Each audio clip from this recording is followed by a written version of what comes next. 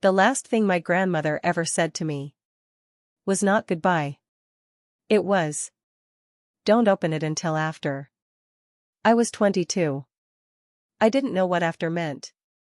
I didn't know she meant after the funeral. After the reading of the will. After my uncle stood up in that room and said, very calmly, that everything belonged to him. I didn't know that the envelope she pressed into my hand that last Tuesday in October was the thing that would change every room I walked into. For the rest of my life. I waited. Like she asked. And when I finally opened it, 3 days after the funeral, alone at my kitchen table at 2 in the morning, my hands were shaking so badly. I tore the corner of the paper. I still have that envelope. The torn corner. All of it. Because some things you keep. Not to remember. But because throwing them away would feel like losing her twice. My name is Anna. And I want to tell you about my grandmother, Rose. About what she built. What she protected. And what she knew. That no one else in our family had the courage to say out loud. My grandmother Rose was not a soft woman. She was not the baking cookies on Sunday kind of grandmother that people write about in cards. She was the kind of woman who had survived things. A marriage that ended badly. A business she built alone in her 50s. After the marriage ended. 2 children who grew into very different adults. And 40 years of knowing exactly who each of them was. Even when she pretended otherwise. She owned a small property management company. Nothing glamorous. For rental buildings in our mid-sized city. She had bought the first one at 53. With money she had saved. For 20 years while married. To a man who told her regularly that she wasn't good with numbers. She was extremely good with numbers. By the time I was born she had 4 buildings. By the time I was 12 she had 7. By the time I was 22. And sitting across from her in that hospital room. She had a portfolio worth just under $2 million. And a filing cabinet. That her lawyer described later as the most organized financial documentation I have encountered in 30 years of estate law. She was meticulous. She was private. And she loved me. In a way that was not loud. But was completely without condition. She also loved my Uncle David. In a way that was loud. And full of conditions. That she never enforced. That was the thing that almost broke her legacy. And the thing she had been quietly fixing. For 15 years. Uncle David was my grandmother's son. Her firstborn. The one she had poured the most hope into. For the longest time. He was charming. I want to say that first. Because it matters. Charming people are the most dangerous kind. Because you spend years trying to find the version of them that matches the charm. And sometimes that version doesn't exist. David had borrowed money from my grandmother 7 times over 20 years. Small amounts at first. Then larger ones. Never repaid. But always with a reason. That sounded almost good enough. He had managed one of her buildings for 3 years. She fired him after an audit showed $90,000 in unexplained expenses. She never called the police. She never told anyone outside the immediate family. She paid the missing money out of her own accounts. And she moved on. I didn't know any of this until I was older. My grandmother was not someone who explained herself. She simply acted. And she expected the adults around her to eventually understand why. What I knew growing up was that Uncle David smiled a lot. That he always had a plan that required other people's money. And that my grandmother's face did something very specific. When he walked into a room. Not cold. Not angry. Just ready. Rose watched her son for 40 years. She knew exactly who he was. She also knew that knowing and acting on what you know are two different things. For a long time she chose knowing. At some point she chose acting. What she built in those last 15 years was not just an estate. It was a set of instructions for the people she was leaving behind. Some people write letters. Rose wrote legal documents. And she was very, very specific. My mother was Rose's daughter. The younger child. The quiet one. The one who had, for most of her adult life, been slightly outside the center of things. In a way she had learned to accept. David got the attention. David got the loans. David got the second and third chances. That my mother watched from the edges. And never asked for herself. My mother worked as a school librarian for 30 years. She made enough to live on. Not enough to save much. When my father left when I was 8. She raised me alone on that salary. And never once made me feel like anything was missing. She and my grandmother spoke every Sunday. For as long as I can remember. Not long calls. Maybe 20 minutes. But every Sunday.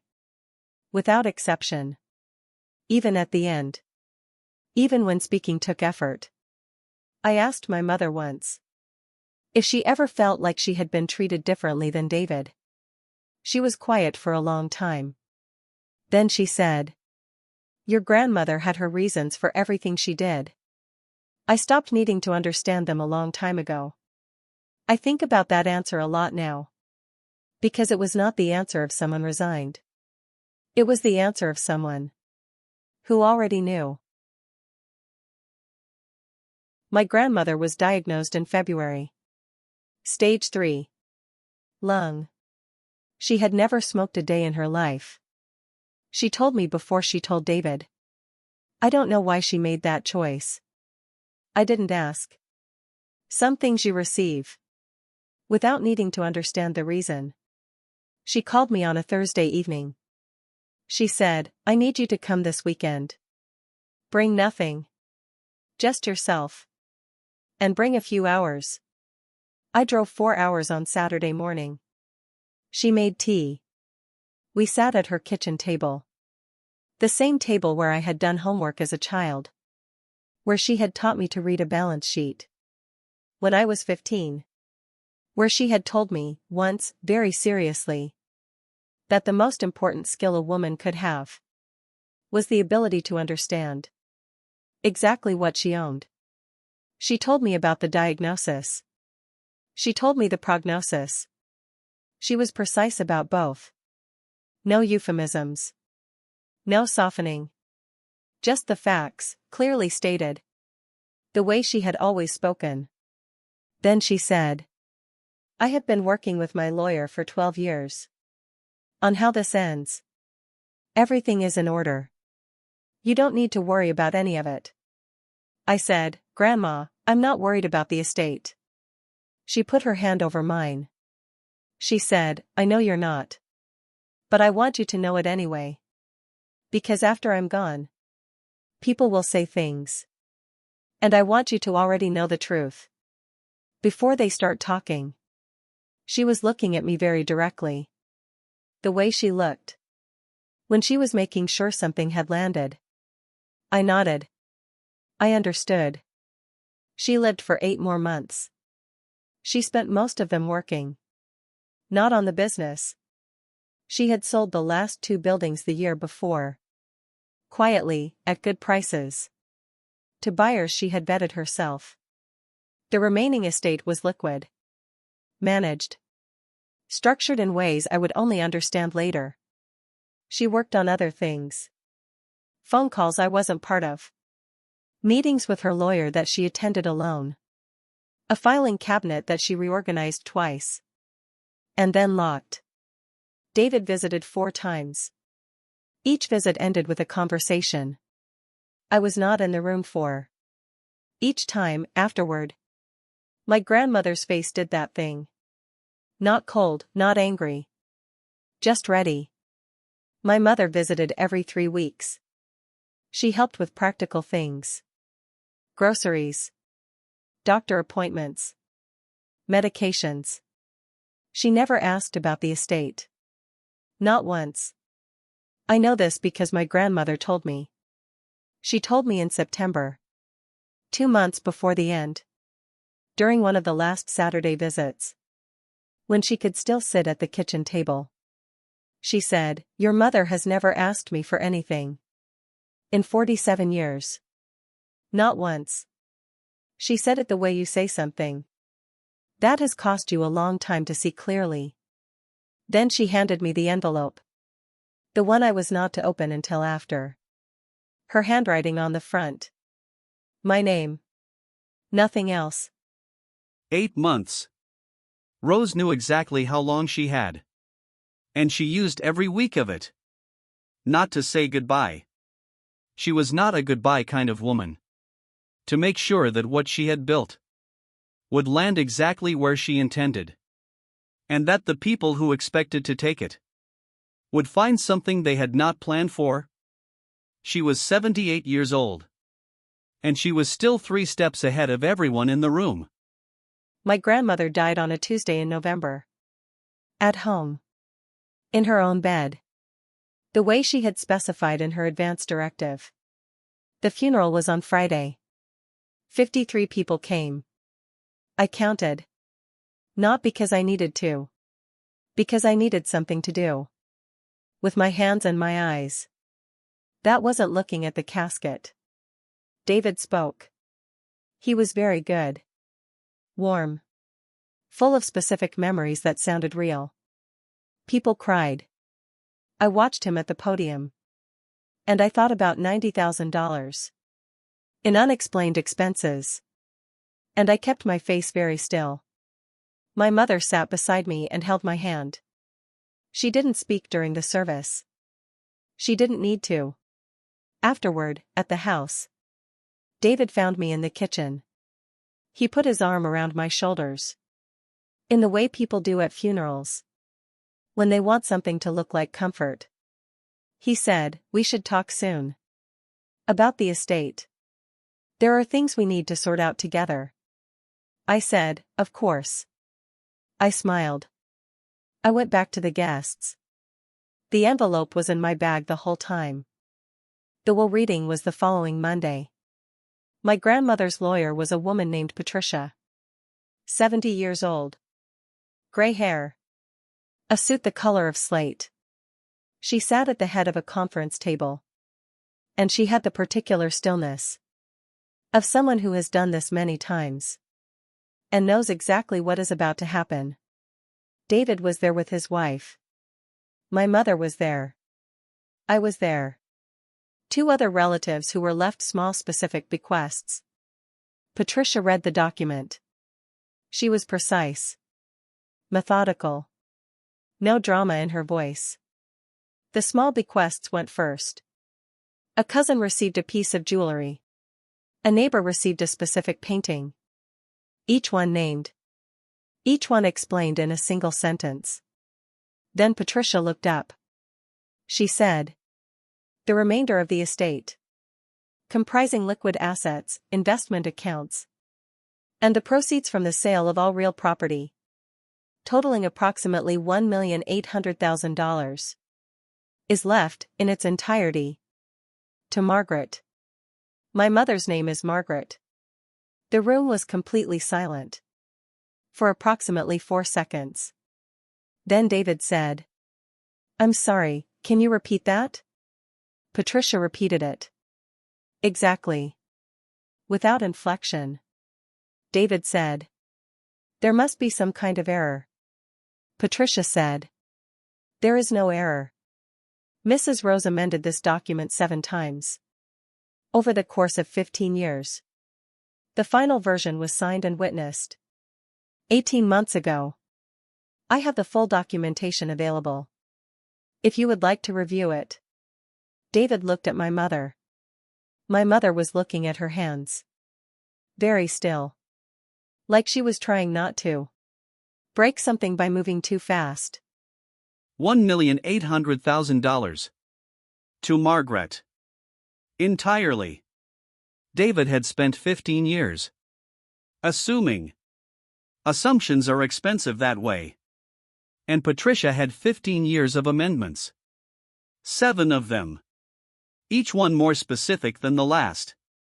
Rose hadn't been disorganized. Rose had been watching. And every time David did something, that confirmed what she already knew. She went back to Patricia. And she made it tighter. David did not take it quietly. I want to be honest about that. He argued in the room. He argued in the hallway after. He called his own lawyer that afternoon. He filed a contestation 3 weeks later, claiming undue influence. That my mother had somehow pressured Rose. In her final months. Patricia had prepared for this. Of course she had. There were signed letters from Rose's physician, confirming full cognitive capacity.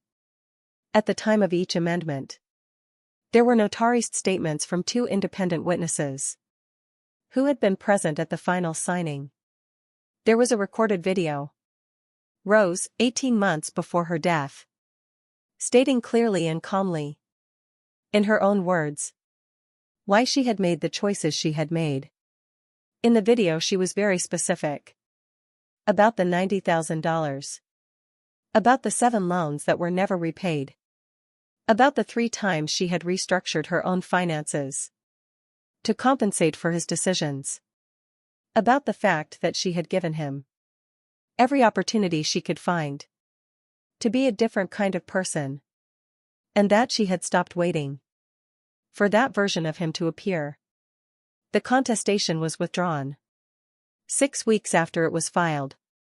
David's lawyer had apparently watched the video and advised his client very strongly to reconsider. I was not in the room for any of this. I was not involved in any of the legal proceedings. My mother's lawyer handled everything. I was at home, reading the letter. I opened the envelope at 2 in the morning. 3 days after the funeral. It was 4 pages. Handwritten. Her handwriting. Small, precise, slightly tilted to the right. The handwriting I had watched sign documents. And birthday cards. And the bottom of my school reports. When she came to parent evenings. Because my mother had to work. She started with my name. Just my name. Then a line break. Then she wrote. You are reading this because I am gone. Don't be sad about the timing. I had a good run. And I knew exactly when it was ending. And I spent the last part of it doing the things that needed doing. That is all any of us can ask for. She wrote about the estate. Not the amounts. Those were in the legal documents. But the reasoning. Why she had made the choices she had made. She wrote about David the way you write about someone you have loved a long time. And understood completely. And finally stopped trying to change. Not with anger. With something much sadder than anger. She wrote about my mother. 2 pages about my mother. About who she was. About what she had given up quietly. Over decades. Without ever asking to be seen for it. About the Sunday phone calls. About the groceries. About the fact that in 47 years, my mother had never once asked her for anything she hadn't already decided to give. Then she wrote about me. 1 paragraph. Just 1. But I have read it so many times that I could write it from memory. In the dark. She wrote. You are the one in this family who learned to see things clearly without being made hard by the seeing. That is rare. Protect it. It will serve you better than anything I could leave you in a document. She signed it with her full name. Rosamund Eleanor. The way she signed legal documents. Not just Rose. All of it. I sat at that table until the sun came up. My mother received the estate 7 months later. After the contestation was resolved. She did not change her life dramatically. This is the part people always find surprising. When I tell the story, they expect transformation. Something cinematic. She paid off her mortgage. She helped me clear my student loans. She set aside a portion in a managed account for whatever comes next. She kept her job at the library for 1 more year before retiring at a time she chose. For reasons that had nothing to do with money. She calls me every Sunday now. 20 minutes. Without exception. I think she knows why. David and my mother have not spoken since the contestation was withdrawn. I don't know if they ever will. That is not my decision to make. I have not seen David since that Monday. In Patricia's conference room. He looked at me as we left the building. Just once. A look that wanted to make me feel something. Small, responsible, guilty. I felt none of those things. I felt very clear. I thought about my grandmother. Going back to Patricia's office. 7 times over 15 years. Sitting at that table. Amending. Tightening. Making it hold. One more layer of certainty. For every new piece of information. That confirmed what she already knew. I thought about a woman in her 60s. Who had been told she was bad with numbers. Building a $2 million estate. In the years after that marriage ended. One building at a time. One decision at a time. With complete and total patience. I thought. That is who I come from. That is the inheritance that was not in the document. The one she gave me in that kitchen. When I was 15. Learning to read a balance sheet. The estate was not the gift. Some people leave money. Rose left something harder to quantify. She left proof that a woman can be underestimated her entire life and still end up being the most prepared person in every room. She left a filing cabinet so organized that a lawyer with 30 years of experience called it the best he had ever seen. She left a video, a letter, 7 amendments, and a granddaughter who learned not to confuse silence with surrender. She was 3 steps ahead. She always was. I still have the envelope. The torn corner. All 4 pages. I read the letter maybe twice a year now. Not when I'm sad. When I need to remember what it looks like. To be completely certain of who you are. And what you're doing. And why. My grandmother never raised her voice. In any situation I witnessed. She never needed to. Quiet people with long memories. And good lawyers. Don't need to raise their voices. She built something from nothing. In the years she was supposed to be finished. She protected it with the kind of patience that most people don't have. Because most people are too busy being angry. She was not angry. She was organized. There is a difference. And the difference is worth everything she left behind. If you're still here. If this story found you somewhere quiet. I hope you know that the people who underestimate you are doing you a favor. They're not watching. Which means you can keep building. Thank you for listening. This is Silent Karma. Good night.